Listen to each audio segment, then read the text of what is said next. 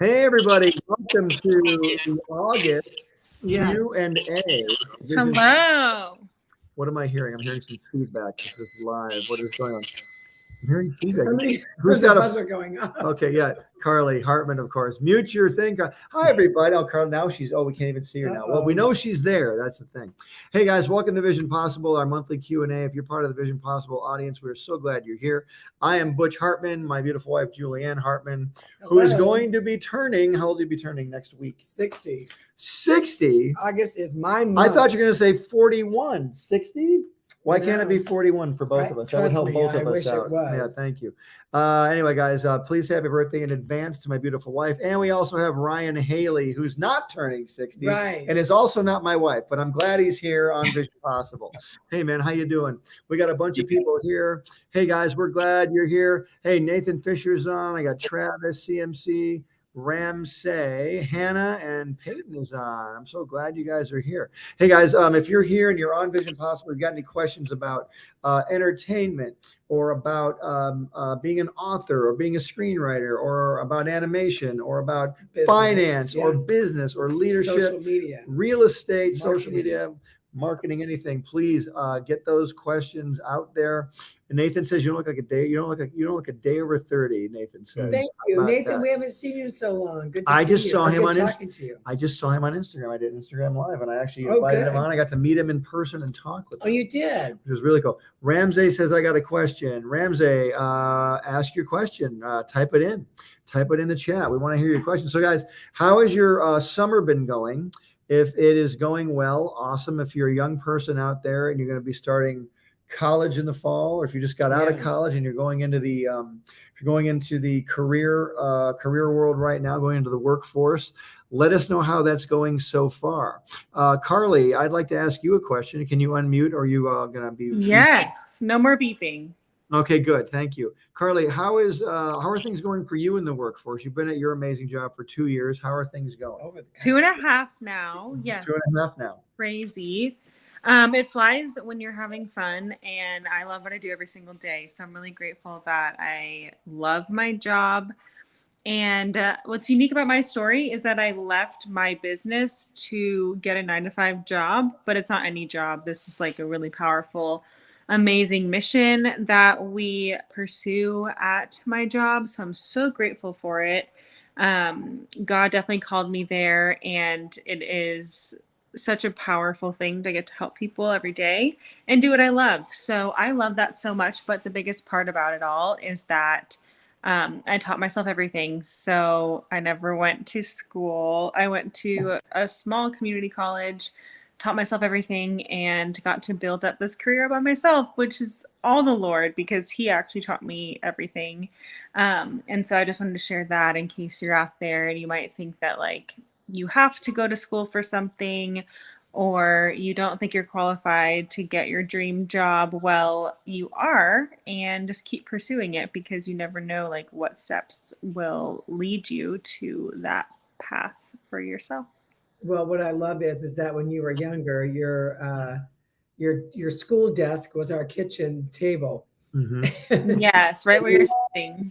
While you were just learning everything, you were soaking up every teaching, every YouTube, whatever, whoever was teaching about social media, you were absorbing it. So, and you're not even really doing that right now in your job. Your job is marketing. So what I love is that you've got now best of both worlds. You've got the marketing world and you've got the social media world. Yeah. Awesome. Hey, CMC says, good story, Carly, right there. How about you, Ryan? Ryan, how's it going for you so far? I know Ryan's super busy in the real estate world. So Ryan, how's the real estate market? The finance world too. Finance and real estate, but he does a lot of it. Ryan, what is going on with you right now? I'm actually, I am, I'm not investing directly in physical real estate right now, but I'm doing a lot with real estate investment trusts, REITs, and other things. I found there are some amazing bargains if you're willing to think creatively outside the box. Just kind of started with a little experiment personally, and it has gone exceedingly abundantly beyond all I could reasonably ask, think, or imagine. And, you know, it's a pretty complex, sophisticated strategy with some risk that I wouldn't recommend that anybody just do on their own. But the point is, real estate, there's many ways to invest in real estate. It doesn't necessarily have to be any one way that we're necessarily familiar with. And I think it's all about learning and expanding your knowledge and creativity to figure out solutions that work in any environment. And while the S&P and the market's been down quite a bit this year, my portfolio is up, almost 50% in the last 6 weeks. So there's always, where there's a will, there's a way. Right. So you made $3 this week. That's great. Well, it was actually a pretty good amount to start with. So that was the surprising thing. Is it's one thing to get a rate of return. I can get you 300% on a nickel, but getting you 300% on $500,000 is a very different thing. So very different thing. And it's really kind of hard to make money in stocks and stuff unless you actually put some decent money in. I mean, you can make, putting $10 in the stock market, you're not going to make that much money. It's that you need to take it's all about risk sometimes. Well, I think you can practice with the $10. Yes, exactly. But you're not small, work your way up. And I've been doing this stuff for a long time. So this is very much one of those don't try this at home things. But when you do start small and then you can gradually scale up, and then it, like Butch said, it's all about that risk reward trade-off, what you're comfortable with, finding out a strategy that makes sense for you. And I've just discovered a new one that is pretty cool. So yes, it is real estate, but not probably in the way you were thinking about it. So if anybody wants to, we all obviously have our own businesses outside of Vision Possible. So if anybody is looking into investing, Ryan, and where they can find you, it's not affiliated with Vision Possible, but he has his own company. So can you maybe put that out there? Yeah. I'll put it in the chat, but you can go to unbridledwealth.com. And then there's a way you can schedule an appointment with me. You can see some stuff about that. And I think is there a way for me to put that in the comments, or do I need to chat that to you, Butch, as the host? Actually, I think so Carly, what do you say? Yeah, just put it in the comment and everyone can see it that way. You can write a comment there, Ryan, on your. I don't have the ability to you can do put that. up like. Oh, I can. It's unbridledwealth.com. Yeah, so I'll send you the link here in the chat, Butch, and then you can just copy and paste it over there. But yes, that will work, and you'll be able to learn a little bit more about what we do and etc. I just put it in. It should appear magically in the comments right now. There you go. And then also, Carly, you're doing a lot of social media freelance also. So do you want to maybe give information? Again, these are not part of Vision Possible, but you work with them directly. Yeah, I've had a lot of you on Vision Possible reach out to me, which makes me really happy because we talk every month on here. But feel free. My email is always open. You can email me hello@carlyhartman.com or visit my Instagram @carlyhartman or my website carlyhartman.com. So many. So there's a couple questions I want to get to. Okay. One young man up here. Let me see. Ramsey says, what skills does it take to be good at comic art and animation? And you rock so awesomely. Thank you very much. First, and he's also got another question here. He says, did you teach yourself art? Because I do most of the time, I think. Yes. Ramsey, very good question. What does it take to be good at comic art and animation? Comic art, study anatomy. Study anatomy. Study other comic books, too. Study other comic artists. It's not just about being able to draw, let's say, Spider-Man. How do you make that story flow across the page so the reader can follow it from panel 1 to panel 2 to panel 3 and really engage the reader? So it's learning not only the drawing part, but the storytelling part. And animation, how do you get good at that? You practice that, study it. I can't tell you how many times I studied animation over the course of my life. Other people were going outside to do whatever, and I'd be in the house nerding out, studying. I had a reel-to-reel projector where it would show 16 millimeter, or no, 8 millimeter films. And the darkest room in my house was my bathroom. So I'd go in my bathroom and put it on the sink, and I would project it on the wall, and I would freeze frame it because there was no video back then. Right. And I would put a piece of paper on the wall and draw over the drawings on my bathroom wall. I mean, that's how excited I was to learn that stuff. So learn any way that you can. And there's another question here. Person has. Oh, Nathan Fisher says, first of all, Carly's a great teacher. Taught me how to use social media and utilize the algorithm correctly to get your content out there. So there you go, Carly. Kudos to you. Thanks, awesome. Nathan. Says, Butch, how's your new Christian show going? You want to answer that one? Yeah, because we're doing that together. That's what we are definitely moving in high gear. On the garden. We should probably start launching out on different platforms, probably around November, December-ish. Butch has a kid's Bible coming out in February, which is he illustrated all the all the pictures in the Bible, plus our characters are in the illustrations as well, which would be really cool. HarperCollins is the one that, did I say that right? HarperCollins is the company that he illustrated the Bible for. And so that's another way to introduce the characters as well. But we do have our own show about Lenny the lion and Lucy the lamb. And they're so cute, and they live in the garden, and anything can happen in the garden. And then God gets them out of it. So it's a really fun, it's a fun way to teach the kids the gospel of Jesus Christ in a way that they will memorize scripture by songs and just by the really cute stories. The main thing is we made great stories that just so happen to teach the Bible. It's not our mantra is our slogan is not boring. So right. We're working on. Yeah. Well, she was asking how it was going. Good. Yeah, no, it's really going well. And then we have another show we're doing called The Big Blue Book, which is a live action show that is done on a green screen. That one is really cool as well. So we have lots of things coming up, but we'll let you all know as things start to unfold. Yes. And then Nathan Fisher's got a question here. Butch, when pitching a show, you have to deal with meeting after meeting. That is absolutely true, Nathan. You're going to be meeting people more than you're going to be moving forward. You watch that. Every meeting is a slight move forward, but it is meeting upon meeting upon meeting. How important is it to have the right team beside you, and what's your advice on ensuring you can obtain the correct financing to meet your deadlines and ensure your team is able to be paid correctly? Wow, that's a lot of questions, Nathan. However, let's start with them real quick. Meetings are very important. You'll be meeting people constantly while you are pitching your show. How important is it to have the right team beside you? Well, here's the thing. When you go to pitch a show, you don't want to have a whole team beside you. Maybe just the other person who helped create it. Took us off the stream. I'll handle the controls. Yeah, I was going to zoom in. I'll handle the controls. Okay, there we go. What you want to do is you want to have just the people that are part of your pitch team be your team. You're not going to have a whole crew of people with you when you go pitch a show. You don't have to worry about that. And what's my advice on ensuring I've got the correct financing? Well, what you do is you go to pitch to people that have the financing. That's what the whole studio system is about. Yeah. Plus, you do have to have somewhat an idea of what your budget is. I mean, depending on who you're going to go pitch to, but you need to know a little bit about what you're looking at. I mean, as far as like, do you have a lot of pyrotechnics or something? This is a live action show. Do you have a lot of stuff where you've got to have helicopters or drones? Do you want like actors that cost a fortune?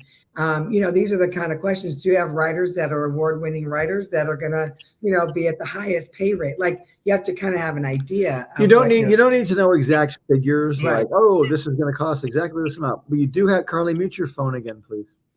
And Ryan, you can mute yours too. Thank you. But you guys have to have an idea, a little bit of what you want to do. I always tell people this: if you're a young person and you want to pitch a show, don't pitch Star Wars.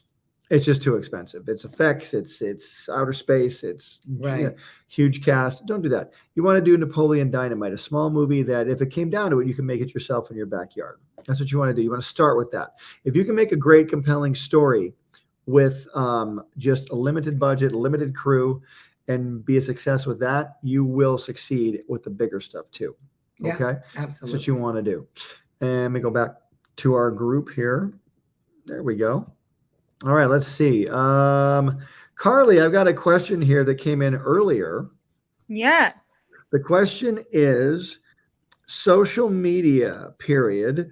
Is it important to post every day? Great question.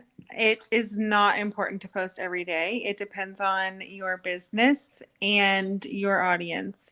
But a recommendation across the board that's like a blanket that anyone could apply, and then you just tweak it depending on your business, is 3 posts a week, 3 reels a week, and 10 stories a day. That's say that again so people can write that down. This is Instagram, correct? Yes, Instagram, everyone should be on. TikTok is totally different, but I'm just doing Instagram because everyone should be on that. And there's Reels on there, which is very similar to TikTok.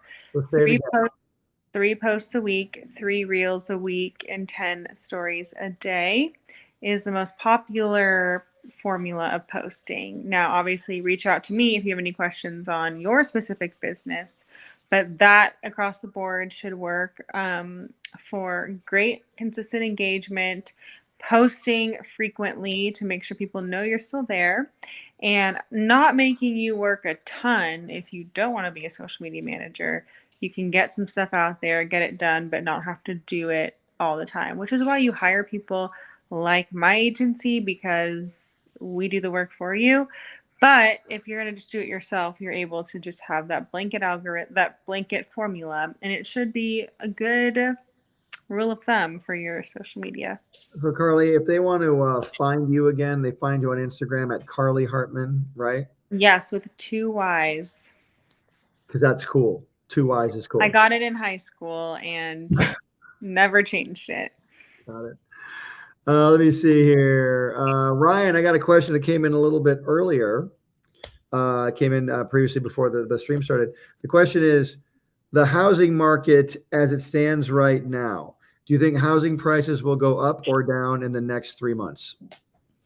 Well, I try to steer clear of market predictions and prognostications, but if I had to guess, my guess is it's going to go down, generally speaking, because I think we're seeing an inflection point with a lot of people. Now, I should caveat this by saying that all real estate markets are inherently local. So it might be very different in LA than it is in Tennessee, than it is in Denver, et cetera.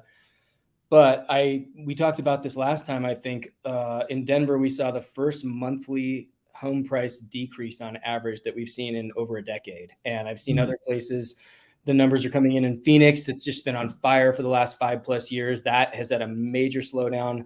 I don't think it's going to be anything like 2008, but I think that the sugar high, so to speak, has worn off from the Federal Reserve and the government injecting all this extra funny money and stimulus, keeping rates really low. Obviously, rates have gone up quite a bit. So I think we're starting to see that inflection point where people who can be patient and bide their time and be well positioned are going to do well. And unfortunately, I think there's a lot of people that are buying at the peak right now.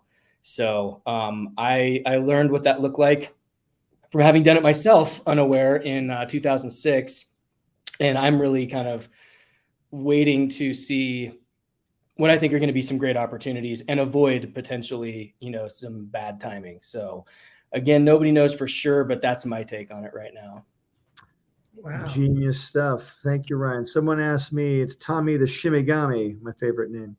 Have you ever dealt with obstacles such as others competing for the position you wanted, or someone trying to steal your materials, or trying to make a cheap copy of what you have made? Yes. Oh, Carly, you take that one first. Mine's different than like an actual product because mine was an event I was doing. And I had some people pretty close to me that wanted to kind of do their own thing, but very similar to what I was doing.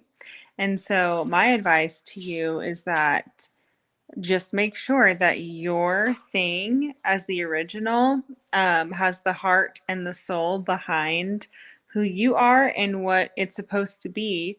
And that way the copy or the replica can never replace what it is that you have established. People will try all day long. I mean, same with like, example, like Starbucks or McDonald's or whoever, but yet those brands are still so like trustworthy and loyal, no matter how many other coffee shops or fast food restaurants there are.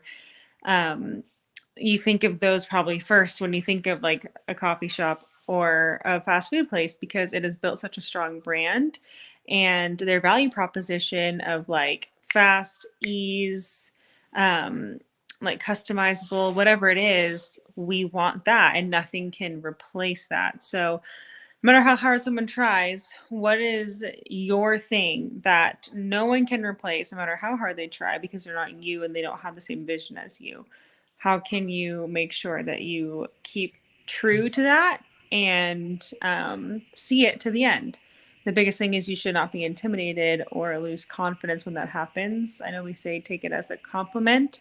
It's a lot harder to be done than it is said, but how can you work past that when someone tries to copy you and just keep going and continue to refine your vision from what God gave you to do? Well, that is certainly very, very astute. That's an astute thing to say. Very good. Hey, amazing. Here's one I have. I'll answer the same question. Back to Ryan too. I'll answer this one now. Have you ever dealt with obstacles such as others competing for the position you wanted, or someone trying to steal your materials, trying to make a copy of what you've made? Well, absolutely. Doing a television animated show for many, many years, had many people. I wouldn't say they tried to steal things, but they definitely tried to. I had people try and steal employees, which was interesting. I had several employees I was very close to. Individuals came along and thought they could copy the formula by taking my employees, and these employees, they bought into it. Off they went, and turns out they couldn't duplicate what it was because they didn't take me. They just took the employees. So if they can't take the vision, unless they take the visionary, you know what I mean? Bye. Try. See you later. Yeah, and that's one thing you gotta get yourself ready for too. When you do create something that is successful, or a lot of people are keeping their eye on, you've got to keep in mind that other people will try and copy it. Other people will be envious of it. A lot of people will wish you success and they'll be happy for you. But there'll be people that think they can do what you do. Like I had people, here I am working on cartoons my whole life, finally get a cartoon on the air, and people go, oh, Butch sold a cartoon, I can do it too. And I had people who'd never drawn a cartoon in their life or written a script in their life trying to sell cartoons suddenly because I can do it. Why can't they?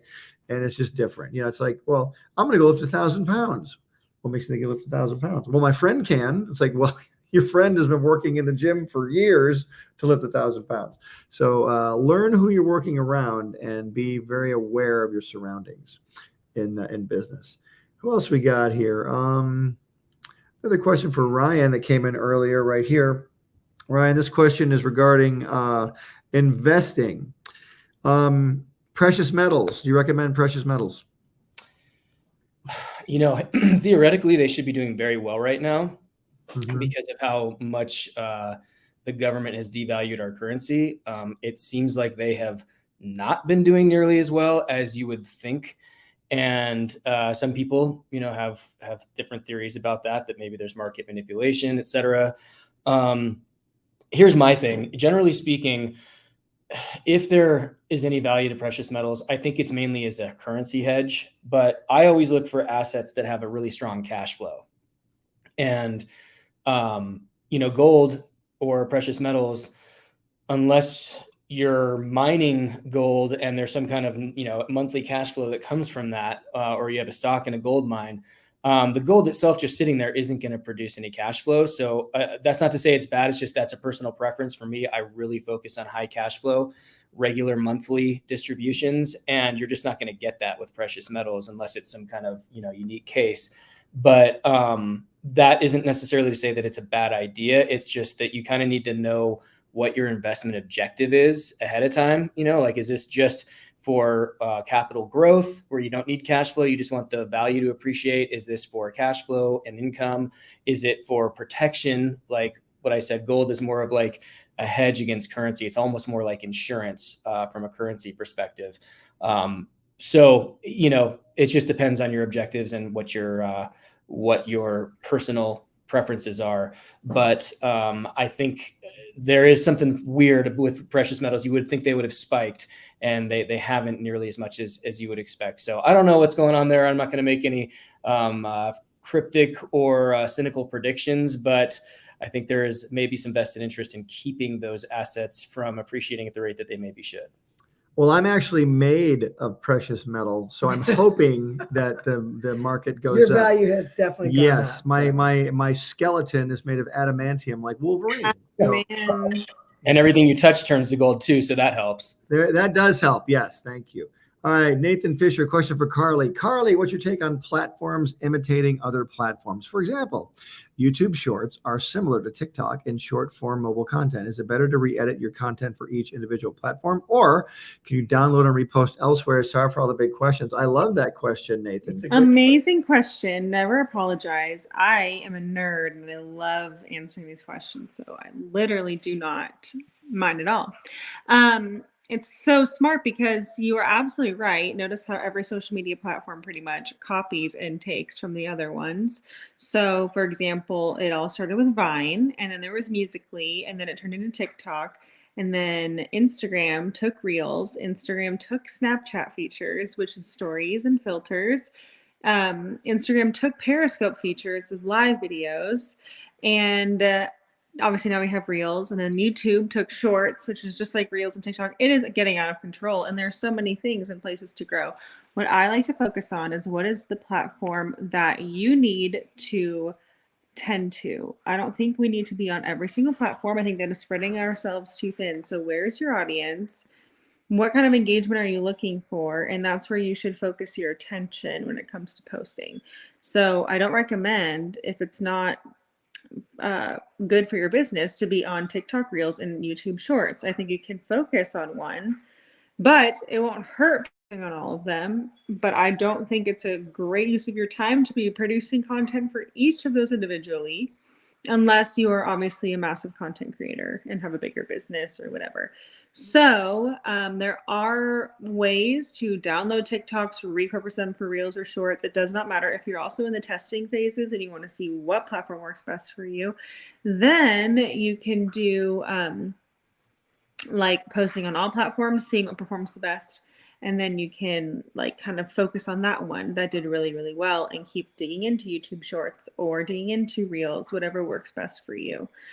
TikTok will usually grow faster because that's how the algorithm was built, but it doesn't favor community. Instagram favors community because TikTok is just really quick, and I don't like really focus on certain creators. Instagram, I focus on certain creators, and I'm really, fans of them.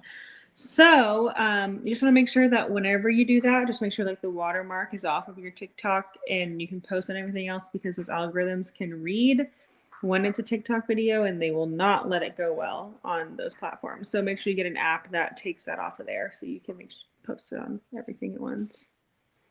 I do a ton on TikTok, and I also do a ton on Instagram. I don't have time to take the logo off my TikTok and then put it onto I just don't have time. And I have zero time to create new Reels. I'm already creating stuff on TikTok, and to stop and do it over again on TikTok, it's like, on Instagram, I don't have time. I'm just reposting, because your Reels will actually make some money occasionally on Instagram. You just won't make it if the TikTok logo is on there. Right. Reels are worth more than TikToks, basically. Like a Instagram following is worth more than a TikTok following. But it just I would do that, but my Instagram has not grown in a year. It's correct. So I'm like, TikTok, you do for me, I'll do for you, So anyway. All right. So Ryan, you had a question that came in earlier for Ryan. It came in for Ryan. But no, actually it came in earlier, but also it's always a reoccurring email. And it's, can you explain the difference with life insurance policies? What's term, and then whole life, and like what is all that, and how do you make money from that, or save money? Yeah, so great question. So basically you have two types of, very generally speaking. You've got term insurance, which is just what it sounds like. It is for a term of time only, and then it expires. So it might be a 10-year term, 20, 30-year term, whatever, but it will have a certain period of time, a term of a set number of years, and then it will expire. And term insurance is generally, very cheap if you're just looking for that temporary term period of 10, 15, 20, 30 years, whatever it is.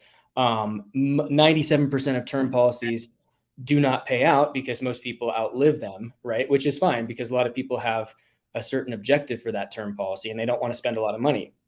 However, if you want any reasonable chance of a life insurance death benefit paying out, like that's going to survive your whole life, hence the term whole life, then term is going to be prohibitively expensive for most people. Once you get into your, late 60s, early 70s, the cost of term insurance becomes exponentially higher. And that's because obviously the insurance companies are pricing it so that, commensurate with the level of risk. So obviously at some point, everybody's going to die. We know that. And they have all these studies that say most people die between this age and this age. So wait, I wasn't told about the whole dying thing. I'm going to die. Hold on a minute. Wait a second. Absent the Lord's return, then maybe in that case, the policies won't ever endow, but that's a good problem to have, right?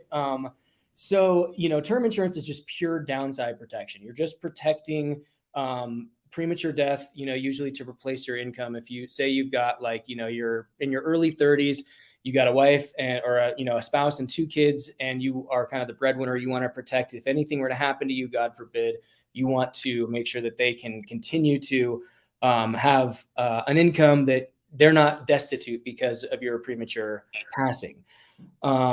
Permanent insurance or whole life insurance, there's a number of different kinds. Indexed universal life, those are specifically designed to last for your entire life, as long as you keep funding them. And those have a different element that term policies do not have, which is called cash value. And so the cash value is what the insurance company, you pay your premiums to them. They then take that premium that you paid and they invest it in a conservative portfolio, usually of bonds and treasuries. And that portfolio grows over time to equal the death benefit that they know they're going to have to pay you, because it is designed to last for your whole life. Now, this kind of insurance has existed for hundreds of years, but what I found out a couple of years ago, and what I work, this is what I spend most of my day job doing, is figuring out how to use these policies, not mainly for the death benefit, although that's certainly still part of it, but for people that are looking to maximize the cash value growth and use it as a way to kind of become a personal banking system, as well as grow significant tax favored wealth over a period of time.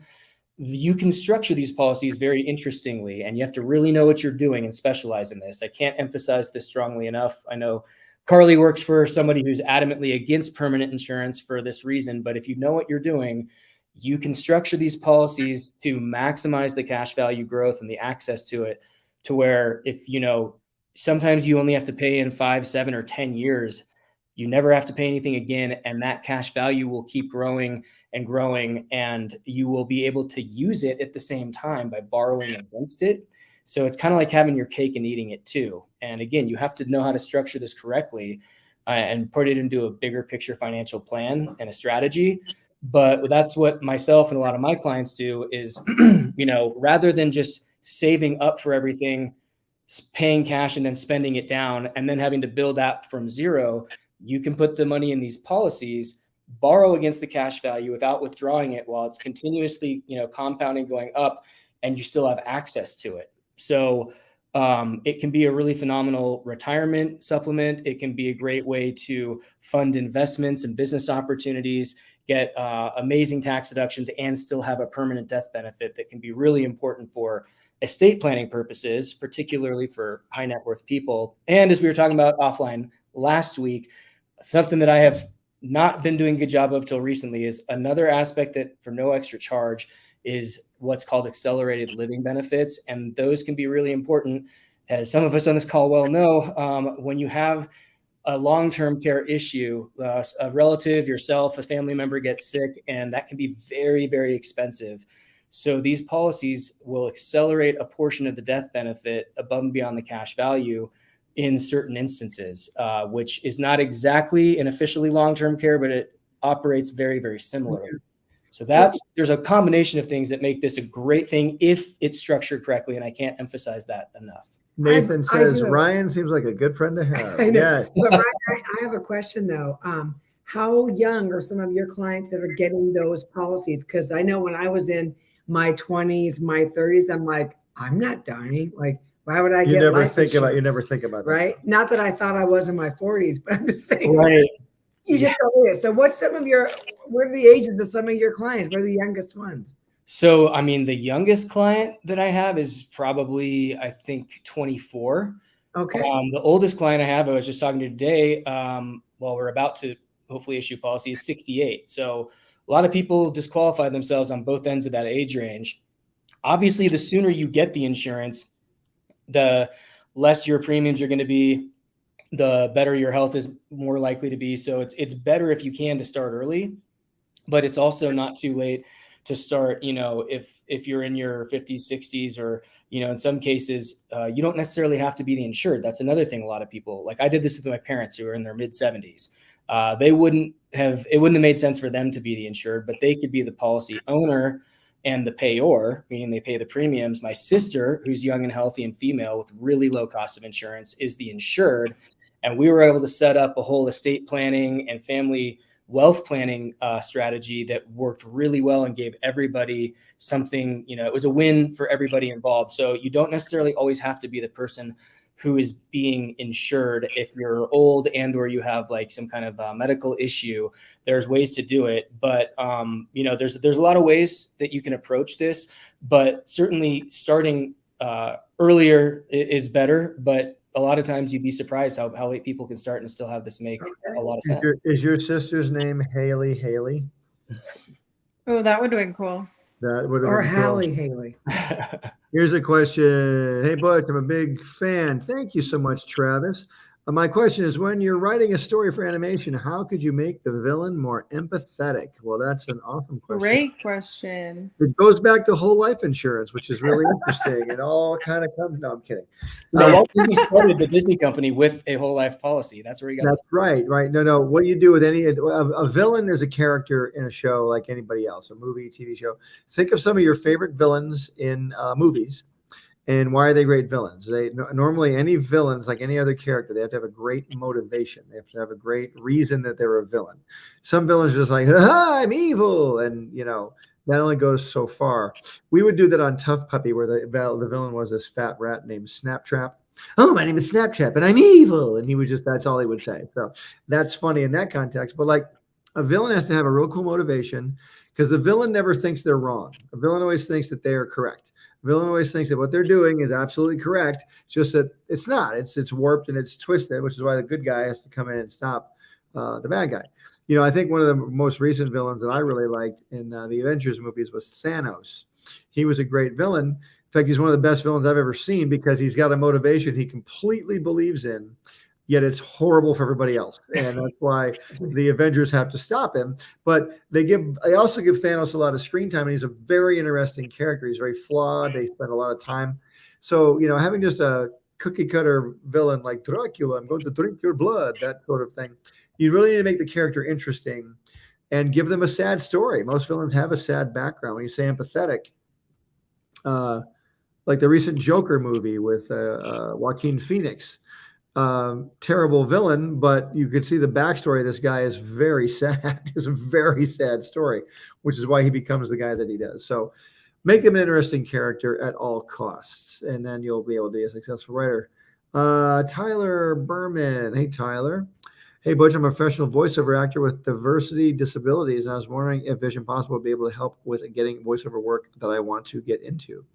Wow, Julieann, do you want to answer that one? I can answer that too. We can give you advice on what to do, but we don't have a job for you. Let's put it that way. So wish we did, but we're here to give advice only. Yeah. But I mean, my gosh, there's so much you can do now online, especially when COVID hit. There's so many different classes you can take. You can build your resume. You can build your reel up online. And there's even Tara Strong, who I don't know if she's still doing it, but either Gray, Delisle, Tara Strong, weren't they? Didn't they have some kind of? I think there's a lot of classes out there you can take. By the way, I don't know what your disabilities are, but unless you can't speak, you can do voiceovers from anywhere. For sure. Yeah, like you can do you can just sit in a chair and do voiceovers all day long. It just takes getting the right equipment and then submitting them. It's just getting the right connection, and all of it comes through connections, through friends, meeting the right person, meeting someone who has a job you could possibly audition for, and they give you that job. And that job is only one out of hundreds you might possibly get, but getting that first one gets you into that world. It's always breaking through that wall. That's the hardest part. How do you get through that wall? And a lot of us give up before we get through the wall. Yes, Carly.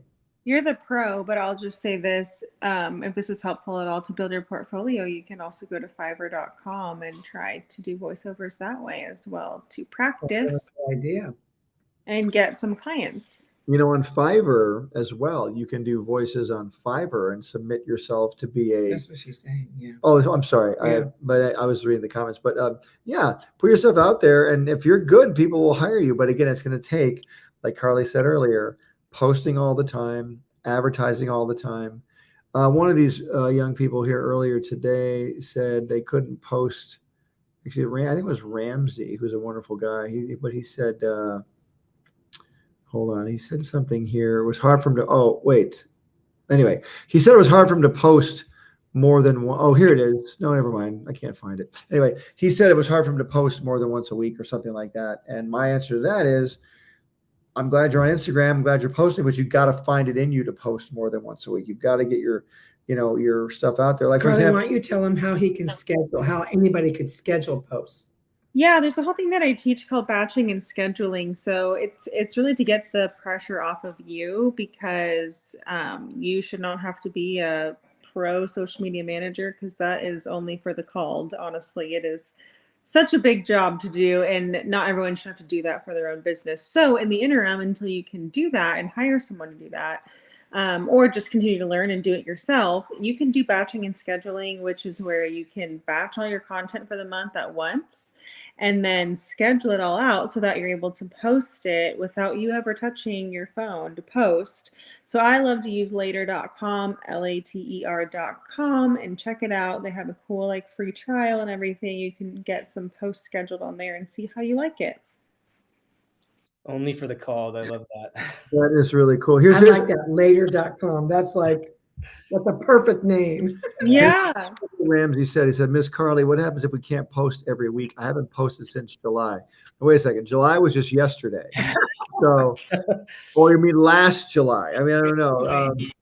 Carly, what happens if we don't post every week? What is the answer to that, Carly, if you don't post every week? Well, what's funny is there's sometimes where it takes me a week to post, and I do this for a living and on the side. So if you just get the time aside to batch everything so you have a lot in your vault, and then start scheduling it out so that way it is already done for the next month in that formula that I mentioned, then you should be good and can last you a few months. If you crank out a lot of content in about 4 hours, 5 hours, you just crank out content and you schedule out 3 posts a week, which would then be 12 posts a month, that could last you for a few months. So you could at least keep creating while that's posting for itself.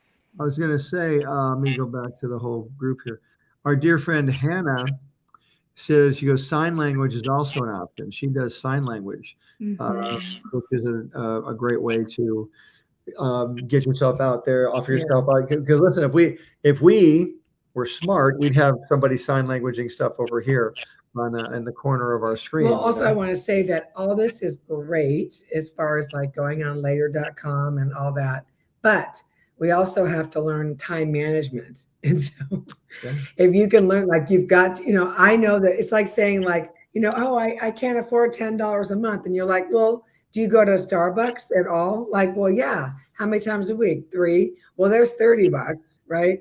So it's scheduling. It's okay, you don't have an hour a day, not even an hour to schedule to post something. You're saying that sarcastically, you're telling us you don't even have an hour? No. What I'm saying it not sarcastically, but I'm saying it as you can find an hour, but you have to really understand your schedule, know it, and then you got to work for it. You got to say, okay, today I'm going to, this is what my schedule is. I'm going to put it on my phone or whatever it is, but you're going to put in there that hour. That's like with any of us, right? We have a phone call we got to make. So I put it on my calendar. We have to do that. And I know that, with social media, it's a time zapper. You start creating your own content, and all of a sudden you're 2 hours into it. And I don't know, maybe you're going to have 1 post.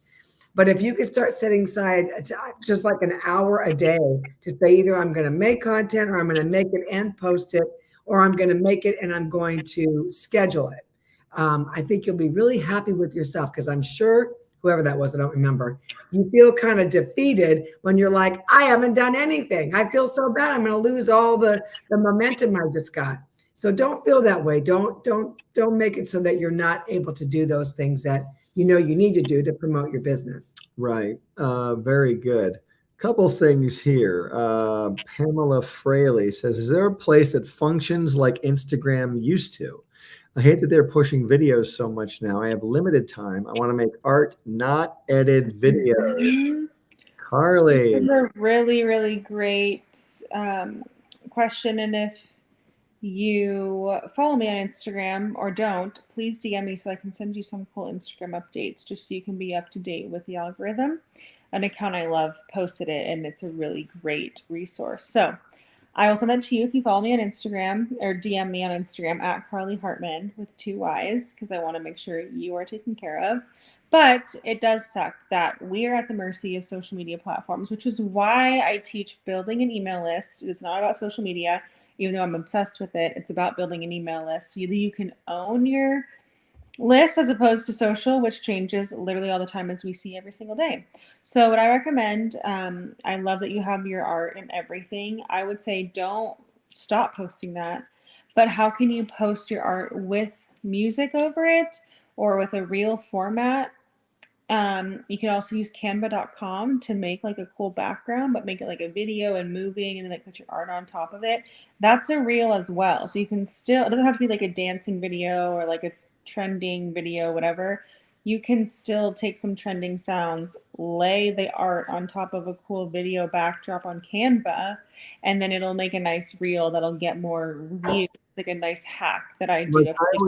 I'm with you. I always film what I draw. I mean, people are fascinated by, if someone's not an artist, people love watching other people do art. I mean, even though I am an artist, I love watching it myself. That's a given. It's like you already have that because you're making the art regardless. So why not film it? So if you, Pamela, are making the art already, why not film it? And then if that's for some reason not possible, I literally post reels with quotes, like they're quotes with a moving background and music, and that's my reel. And that does well. So it's another life hack for you. Yeah, like do some art from something trending. Like I just drew a character from Stranger Things last week. Yeah. It's almost up to 2 million views now because I just drew this character from Stranger Things. And I just filmed it because, again, I'm like, oh, that'd be fun. It took me 10 minutes to draw it. Mm-hmm. Some of them I post don't get 2 million views. This one happened to be a popular character. And I got to do I drew him in the Fairly Odd Parents style. Like if he was going to be on the Fairly Odd Parents, what would he look like? And for some reason you never know what videos are going to go viral, but you'll never know unless you post one. Right. Sounds like you guys are getting real creative. Hey, suddenly Ryan's feed was cut off. Hey, what happened? Ryan got a question here about saving. How hard is it to save money?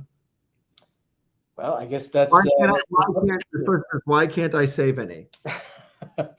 Well, a lot of that has to do with just personal habits, right? That's one thing. In fact, I just did a podcast a couple of days ago where we talked about cash flow is, at the end of the day, the most important thing in personal finance and financial planning. It all comes down to cash flow. And you have a huge amount of direct control and influence over that, right? By your spending.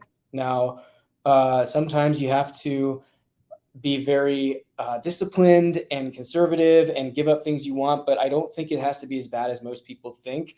Budgeting and cash flow management, as we call it, the official term, it can be a relatively short-term thing where you're giving up a little bit of gratification and pleasure now to have way more down the road. And it doesn't have to be this whole crazy thing, but you've got to start somewhere. Like Julieann said, look at, one thing that I found that helps, and it sounds so simple, it's just crazy, but just literally every time you buy something, have your phone and write it down. And that will force you to become consciously aware every time that you're buying something, and then write down the dollar amount that it was and how much, what it was spent on and the dollar amount, right? So, okay, today, $5.09 on a Starbucks coffee, $15.17 on some groceries, just whatever it is. And you'd be shocked at how much of a difference that makes when you become consciously aware of your spending patterns. That alone can make a big difference in helping you to save. And then once you establish a goal and a real fire under your rear end, I'll use a close personal friend example who they had a very specific objective and goal in mind in a specific time frame. And they were not doing so great on their budgeting and their saving. And within 6 months of us just, checking in once a month, getting an app, Mint is a great one, and checking it, just becoming aware, they radically changed their spending habits and their behavior, and they completely transformed their life. They're a homeowner now. It was a radical transformation in 6 months with something as simple as getting a free app, tracking it, looking at it, and actually making real life decisions in the moment based on that. And that is just a very simple thing that anybody can do. So start where you can. To that point, isn't there something like just like $30 a day in savings could get you like $10,000 in a year, something like that? Like, how easy is it to spend at Target? Right. It makes you feel very, I felt like I really missed the boat as a young person. Like, if I just saved $30 a day for 10 years, what could I have made? It's so annoying when you look back. I know, but I love what Ryan just said, because many, many years ago, I think when Mint.com just first came out. You're going to be 60, right? Yeah. So we got on Mint.com. I was told about it. And man, that'll put you, in check right away. You're like, wait a minute. I set my goal for $50, whatever, $100 a month for clothing. And you're like, I'm at $78.24. And so now I can't buy anything. But that really does, it just trains you so that you're not just spending frivolously and you don't even realize like what you're doing.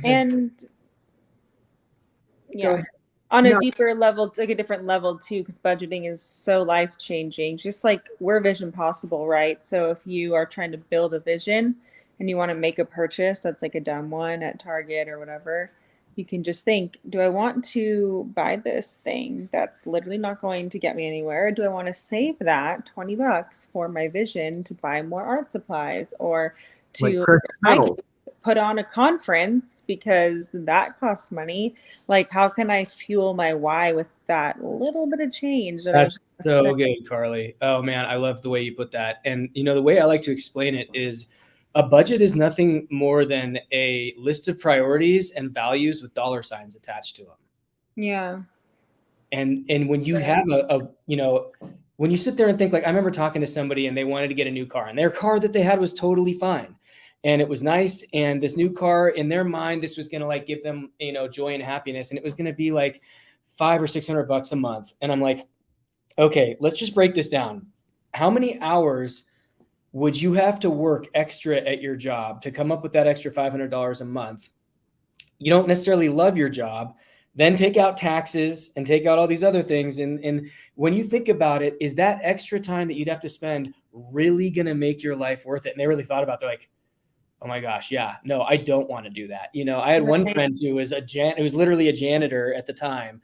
And he's like, the way I think about those kinds of things is, how many toilets would I have to scrub on a tax-adjusted basis to get to this point? Nope, not worth it, right? And then they saved and they did really well. Now they own a home, and it's really powerful to look at things that way and also to have a goal in mind. And you'd be shocked at just, when you have that intentionality and you have the awareness of every purchase you make, it is shocking how quickly you can make progress towards it. Scrubbing toilets is an important thing. He literally was like, I'd have to scrub 3.5 toilets for this thing, for that, whatever it is, it's not going to change my life. Nope, not worth it. Well, and I will say this, that, when we're looking at that car and we're going to test drive it, and it smells amazing and it looks amazing because it's on the showroom floor and all the lights are made so that it just appeals to the eye candy, it's eye candy. And you're like, oh, I will do it. I will work 2 jobs just to keep this car. And you're like, for what? You're a slave now to a car. And it's very easy because our senses, we see something, we're like, oh, I want that. And You're so right, but and you know what, no matter what, it's going to cost you somewhere, whether it's 5 extra toilets or many toilets. And that's not to say that you can't do that either. Do the things in the right order. Then you can easily buy that car and a lot more without even blinking, right? Like what Dave Ramsey says, we'll live like no one else now so that later we'll live like no one else, right? So there's that, you can give like no one else. But he also says debt is dumb and cash is king. Yeah, I mean, you can give up a little bit now and get a lot back later, or you can live in the moment at the expense of the future, and then you could be a slave, So just the order that you do. Yeah. This might be the last question. It's kind of a long one, but I'll try. Let me see. This is from Nathan. Butch, with Travis's question, I guess Travis had a question earlier. Did the time it takes to produce an episode of your shows differ between series? Fairly Odd Parents had 2 50-minute episodes, and Danny Phantom was about 25 minutes with commercials. Was Fairly Odd Parents produced quicker? Good question. Actually, both shows were a total of 22 minutes of entertainment from front to back. So whether you use that 22 minutes to tell 2 stories, like Fairly Odd Parents, 2 episodes per half hour, and by the way, it's half hour because you do 8 minutes of commercials. That's what it was back in the day. So you make a 22-minute piece of content and then 8 minutes for a commercial. So Danny Phantom was 22 minutes, but it was one solid story, whereas Fairly Odd Parents was 2 11-minute episodes, beginning, middle, end, beginning, middle, end. Danny Phantom was 22 minutes, beginning, middle, end. So just a longer story, and they both took pretty much exactly the same amount of time. Did it cost more to do the 2 or one long one? No, they cost the same. Both they cost Fairly Odd Parents, the more successful it got, it costs more money because people's requests for money go up. For example, like the voice actor's pay goes up. My pay would go up. With success, yes. With success, your value goes up, so you demand a little more money, which is what everybody wants, which is exciting. But yeah, both shows, they were just going to be on blank plates. They both cost about the same.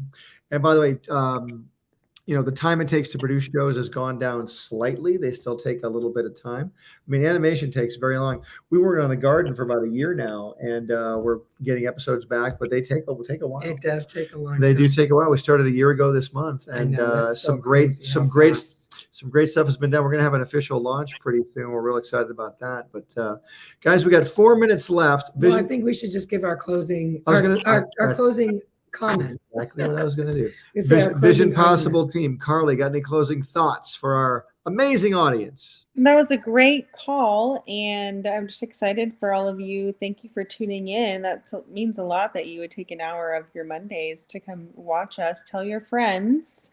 And we are every month, beginning of the month. Please come back. Love to see you. Rye Dog, any closing thoughts? Yeah, I think just, in all these things, start small with what you have now.